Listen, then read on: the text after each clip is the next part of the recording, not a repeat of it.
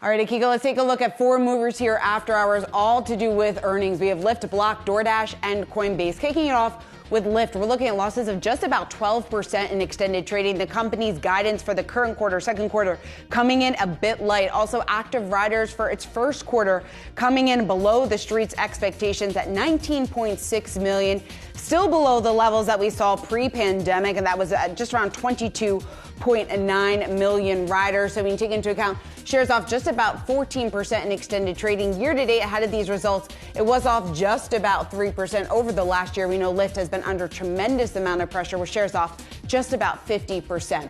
Moving on to Block here in extended trading, that stock up nearly 3%. Now the company beating on both the top and bottom lines.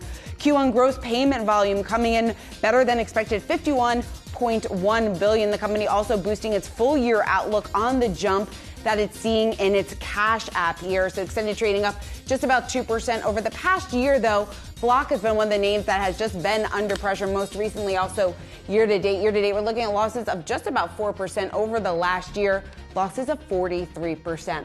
Moving on to DoorDash, more people are ordering delivery. That certainly is apparent here from these most recent results. Revenue coming in better than expected at just over $2 billion. That's up 40% on a year-over-year basis. Q1 orders also better than expected, 512 million in extended trading. We're looking at gains of just about 6%. And this stock has certainly been off to a strong start this year with gains of nearly 30%.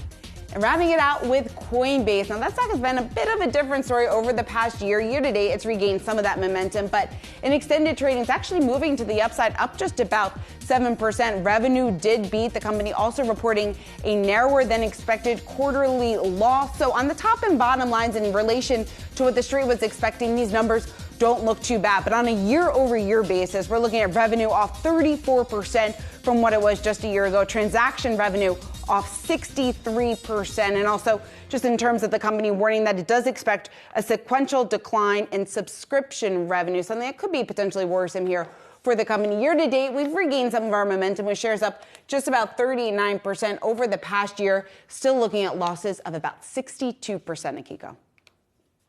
62%. That is still a very steep loss there. Coinbase, of course, also facing a lot of challenges on the regulation front. We were just talking yesterday about the company launching that international exchange, or a few days ago, about launching that international exchange, largely to try and generate more business as they face some pressure from the SEC here in the U.S.